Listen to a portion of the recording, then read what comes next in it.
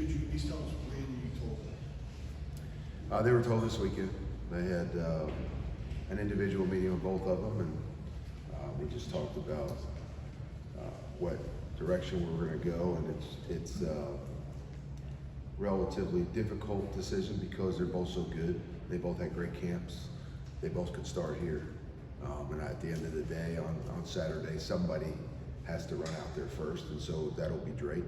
And Jacoby will prepare the same way this week as if he's starting, and he'll be ready to play, and he may have to. So we'll let the game go the way it goes, and see what the situation provides. Mac didn't want to get into many specifics about them, but can you at least tell us one or two things both of them have done a lot better since fall camp started, where they are now, which makes them? Well, that's easy. I mean, both of them are. We really spent. And as much as this sounds like coach speak, at quarterback, you want to be consistently efficient. You know, we need to be consistent, and we want to be efficient on every play. And so that's something I harp on every day. It's something we talk about. It's something that I earmarked for them as an emphasis. So if you want to win the job, we need continuity when you're out there. We need to move the ball when you're out there. We need to score when you're out there. And really that comes from making really good decisions consistently. And I tell them all the time, it's very hard. If you get 80 plays in a ball game, it's very hard to do something consistently 80 straight times. And I've said that before. It's very, very, if it was easy, we'd all do it. And it's not. And so to go out there and execute our offense, drive after drive after drive, practice after practice, all game on a Saturday, it's hard to do that without making mistakes. And when you have a lot of talent in the room, and I really need to include Connor Harrell, who's really very, very intelligent, very talented, and he has a bright future ahead of him. So we have three right now that we're battling for a while, and we're getting reps, I should say, and we're doing it at a real high level. I asked Drake to be more. I wanted him to clean up some footwork from the spring, to answer your question, and we wanted to work on being a little bit more accurate with regards to triggering the football faster. And he did that. That was a big improvement for him in August camp. We got the ball out sooner because we're making quicker decisions. We cleaned up his footwork so there's no wasted movement. And he's a much better passer because of it. And he's doing a much better job too of just being consistent with regards to decision making in the run game, decision making with RPOs, decision making with regards to protection and pass progression. You know, Jacoby, I think we asked him the same thing from a mental standpoint. Right, it was the same charge for both of them. He threw the ball extremely well in the spring. You know, I wanted him to do a better job of run reading and doing some things off of pull throws on the run game, and he did. And you know, it's hard. Like picking a starter between these two is like choosing between my 9-year-old daughter and my 11-year-old daughter. It's just, you know, it's hard to do. And because they both right now could start and run this offense and run this team, and so. We have our direction. We're happy with the improvement of both of them. We feel like we have two very, very good ACC quarterbacks, and we're going to let the game and the season take us where it does. So how do you see that going in game? Like, for example, because this weekend, Max says that Drake's going to go out first. Like, what happens? At what point do you bring Jacoby? How's that kind of look in your eyes as the offensive coordinator, and how you kind of juggle the two? It's really no different than any other position. I mean, we have a talented running back room. If a guy is out there and he's hot and he's playing well, we'll leave him out there. You know, really when a guy is hot, the only time you take him off is when he needs a blow. You need to just give him a few plays off so he's fresh. And I don't know if the approach is any different at quarterback or receiver or tight end or a line. You know, we're going to try to play as many as we can at the other positions. We obviously don't want to rotate through at quarterback like you do at some of the other positions because of the nature of the position, but. You know, Coach said it. I listened to him, you know, at the end of the press conference. He wants guys that are going to move the offense and are going to put the ball in the end zone. And so if you have one struggling to do that, you'll probably see the other. Is it fair to say that it's still open? It's fair to say that Drake will take the field first, and then we're going to let the game dictate what we do after that. Okay. Phil, how did Jacoby take the news when he went for him? You know, I've known Jacoby for 4.5 years now. You know, and I've known Drake for over 2, so you have relationships with these guys. So it was hard for me. It's always hard for me. I said in the spring, and I said going into the camp, we probably don't have to make this decision because they're going to decide it. And I was wrong because the two of them did very well, and we ultimately had to come down to a day this weekend where we had to make a decision, and we had to tell the two of them. I think both of them took it very professionally. You know, you thought one would be more excited and one would be more disappointed, and it really wasn't either. You know, they both just kind of took it professionally, and I think they're both going to prepare this week the same way. I think they're going to continue to support each other like they have for the spring and the summertime, and I think they'll both be ready each weekend as we play. We'll play as needed. Mac mentioned that all three tight ends are effectively on the blue team for week 0. Do you envision using a lot of multiple tight end packages just to get all of them on the field? There's no question they're on the blue team, and there's no question that all three will play. Coach Lilly does a fantastic job at rolling through them based on situation and need and based on what the defense is doing. You know, and then, you know, we have some thoughts with regards to Omari and John Copenhaver and Bryson Nesbitt. So some of the plays that we call, not necessarily earmarked for those guys, but we're going to try to lean towards their strengths while they're out there. Bill, Sam was in the top 10 in rushing in the ACC last year. How much do you anticipate it? I mean, will we see a continuance of the quarterback position running as much, or do you feel like you want to scale that back some this year? So in this offense, really, you want the quarterback to be a great distributor of the football. And I talked to Jacoby and Drake about that yesterday. And so you don't really want, in an air raid offense or even with a power running game, you don't want your quarterback to be a 1,000-yard rusher. Last year, that was a necessity. You know, we lost 2,000-yard rushers. We replaced one with Ty Chandler. There wasn't another guy that we felt was playing at that level last year, and it became Sam Howell. It's also something that we do well. I will say this, when our quarterbacks do run this year, because it's a part of our offense, we're not going to stay up and lower our shoulder and do those type of things. I mean, you know, Sam was a warrior for us last year, and he did the things he felt like he needed to do to win the ball game. And he gave us, 800 and something yards rushing along with the rest of his production from the offensive standpoint last year. But I want, and I've said this to them numerous times this camp, I want Jacoby and Drake to get what they can and then get down and get up. We want to live to play another play. And so having depth is good. It provides us with the ability to do a bunch of things, but I want us to stay healthy as well. So that might be one difference in the Q run game this year different from last season. What have William Barnes and Spencer Rawlings done to be with the blue team? And with William in particular, what is different about his game now that maybe wasn't there the last few years? You know, I brought up consistency with the quarterbacks. That's been the issue with William. And it's something that I talk to him about regularly. And Coach McNell talks to him about regularly. And I think he's very, very talented. He's an athlete. He can be physical when he wants to be. And so really the emphasis for him is to continue to improve technique. But I think the number one thing for him is as soon as he is able to, and he's been doing that lately, and we've been happy with where he is in camp, as soon as he is able to lock in from play to play and play consistently both in the run game and in pass pro, I think William's going to be a really, really good offensive lineman for us. With regards to Spencer Rawlings, he's living in a different world. I mean, he played, he played at a different level last year. He played in the Ivy League, and so I think he's seeing a different speed in the game right now, and that was an adjustment for him early on. But we're actually very happy with his progress, and we like where he is right now. So William and Spencer, along with Jonathan Adorno over on that side, are three that we're going to depend on and have had really good camps. So I think we're kind of coming to a place right now where we have some continuity on the offensive line. Is there a plan for Zach to get reps, or are you guys still working? Zach has gotten reps with the blue group the entire time, yes. I think right now, he missed a bunch of days, which kind of slowed his development a little bit. But right now, I think the three that you would see in there on that side initially would be Spencer Rawlings, William Barnes, and Jonathan Adorno. And we've been very happy with Zach's progress. I just think the delay that he had in camp here slowed him a little bit. Phil, I just wanted to clarify, Mac, I guess that you told the quarterbacks today, but you're saying it's this weekend? Well, we made the decision this weekend, and I actually had a conversation with one late last night and one early this morning. For the timeline. Sorry, didn't mean Yeah. you're talking about the difference maybe in the quarterback run game this year. Like just overall, you had Sam for 3 years every game, the last 3 years.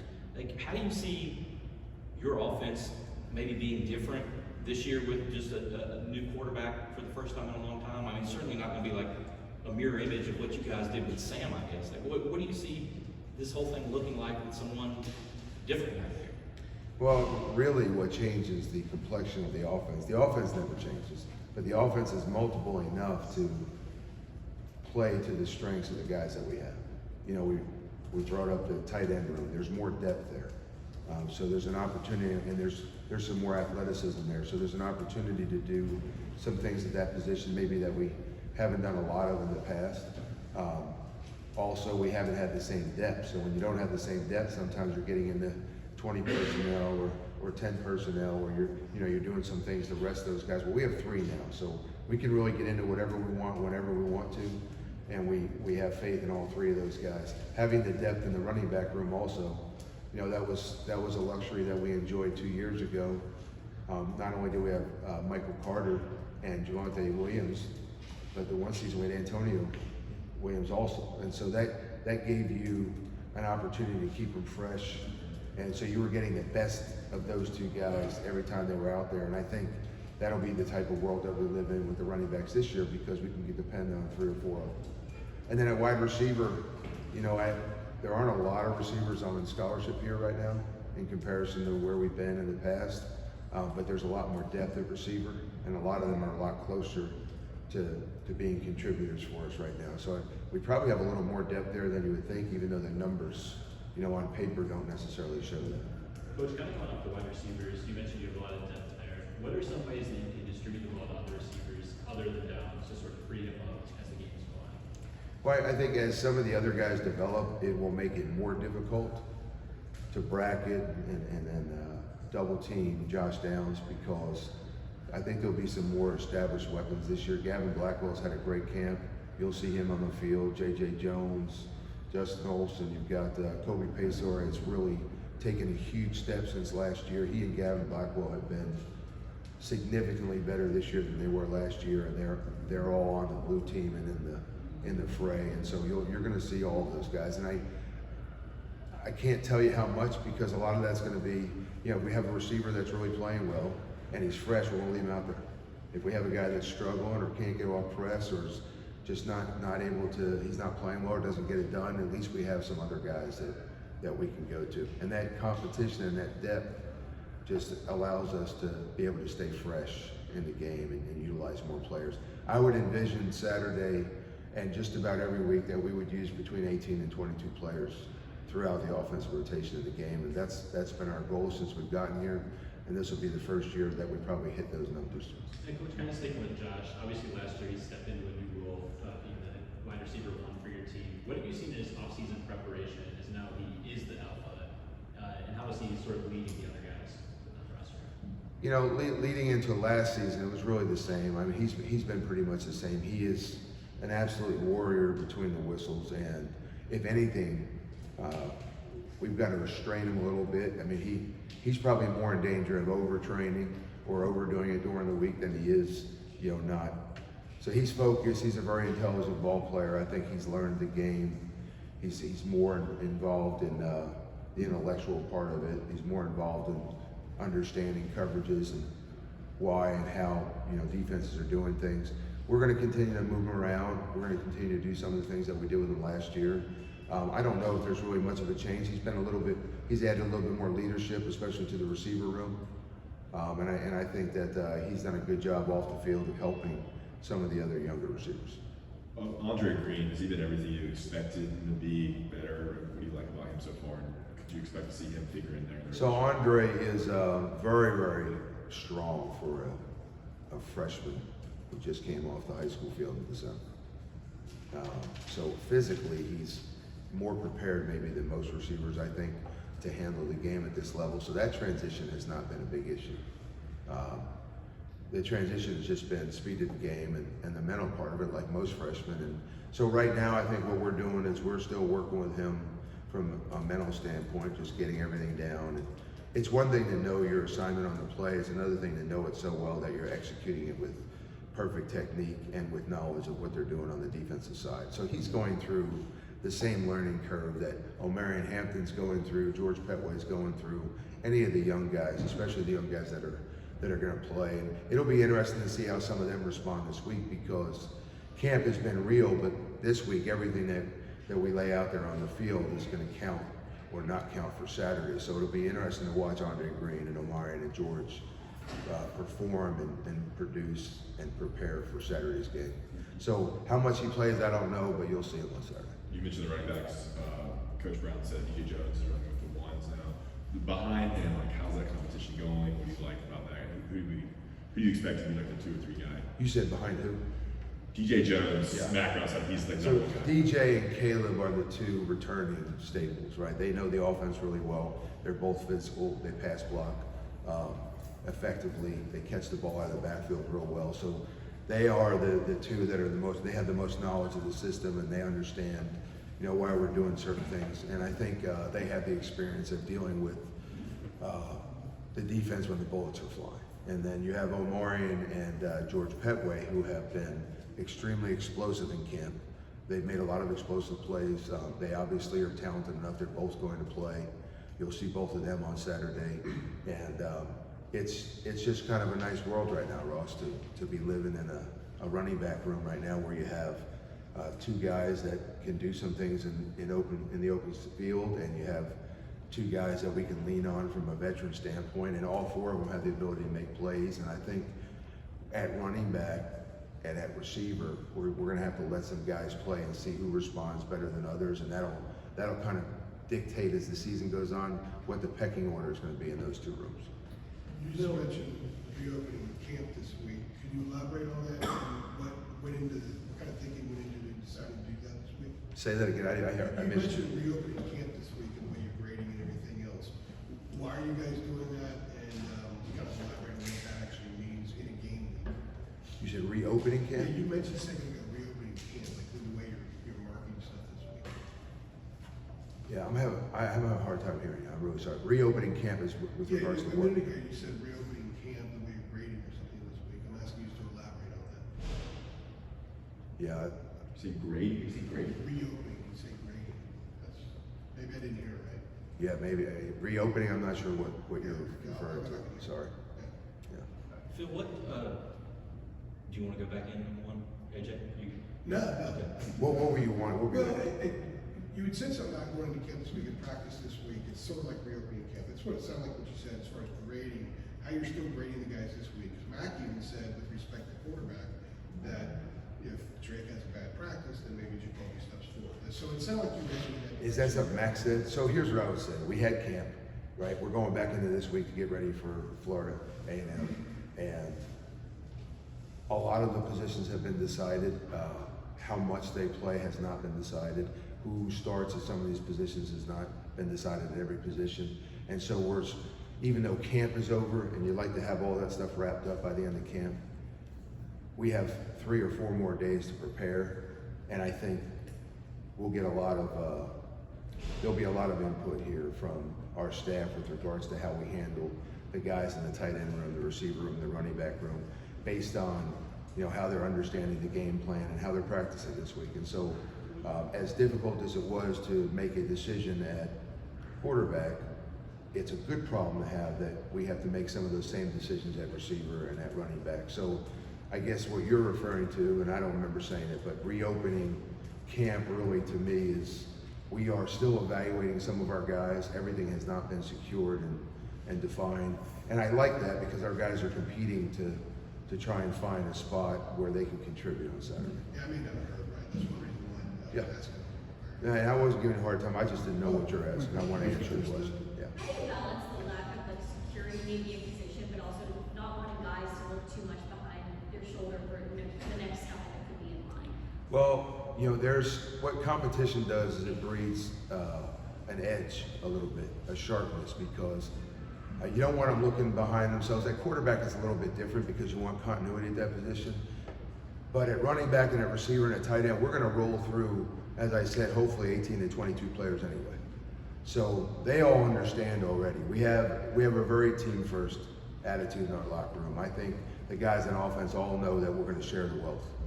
And then that's what I'm talking about when I say our quarterbacks need to be great distributors. We want to get the ball to our running backs. We want to get the ball to our receivers.